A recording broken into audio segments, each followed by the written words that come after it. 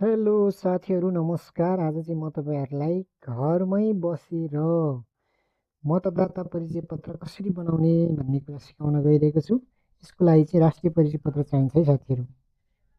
यसको लागि चाहिँ निर्वाचन आयोगको वेबसाइट www.election.gov.np खोल्नुपर्ने हुन्छ र यहाँहरूलाई देखाउन गइरहेको छु।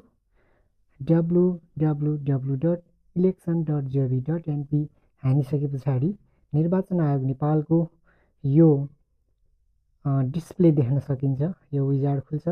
यसमा चाहिँ हामीले मतदाता नामावली प्री रजिस्ट्रेसन र अद्यावधिकमा हामीले क्लिक गर्नुपर्ने हुन्छ। र यसमा तपाईँहरूले देख्न सक्नुहुन्छ एउटा नामावली अद्यावधिक छ र एउटा नयाँ दर्ता छ।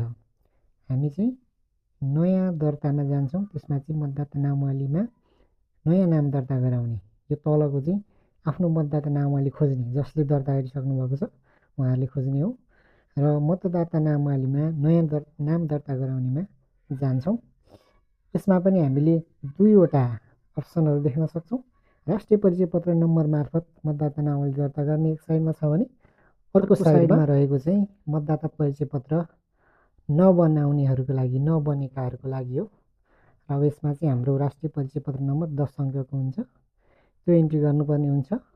र चाहिँ जन्ममिति चाहिँ आफ्नो डेट अफ बर्थ अङ्ग्रेजीमा एडीमा इन्ट्री गरिसके पछाडि चाहिँ फर्स्ट नेम लेखेर हामीले यो तलको एउटा अङ्क दिएको छ 7+0, यस्तै यो चाहिँ उदाहरणको लागि हो। यस्तै यस्तै अङ्कहरू दिन्छ। त्यो हानिसके पछाडि चाहिँ हामीलाई अगाडि बढ्न दिन्छ।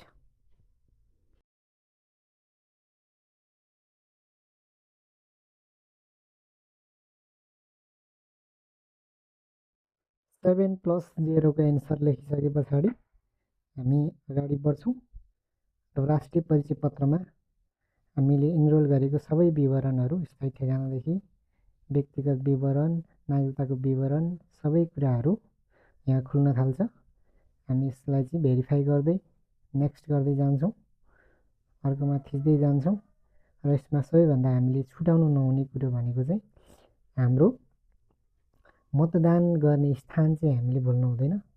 र यो मतदान गर्ने स्थान थाहा छैन भने सोधेर लेख्नुपर्ने हुन्छ, नत्र हामीले पछि भोट हाल्ने बेलामा दुःख पाउन सकिन्छ। अब चाहिँ अन्य विवरणहरू यसरी भर्ने। अन्य विवरणमा मातृभाषा छान्ने, वर्ग समूह छान्ने, शैक्षिक योग्यता छान्ने। त्यस पछाडि हामीलाई एकपटक पुनरावलोकन गर्न दिन्छ र पुनरावलोकन गरिसके पछाडि चाहिँ हामीले सबमिट गर्नुपर्ने हुन्छ।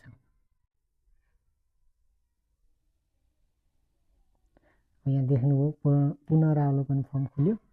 अब यस पछाडि हामीलाई दर्ता गर्ने अप्सन दिन्छ र दर्ता गरिसके पछाडि चाहिँ तपाईँले आवेदन नम्बर पाउनुहुन्छ र चाहिँ तपाईँको मोबाइल नम्बर अर्थात् इमेलमा चाहिँ तपाईँले केही दिन पछाडि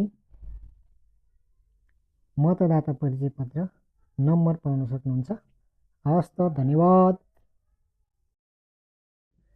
यस्तै यस्तै जानकारीमूलक भिडियोहरूको लागि कृपया सब्सक्राइब, लाइक, कमेन्ट र सेयर गर्न नभुल्नुहोला। Thanks for watching. Bye by.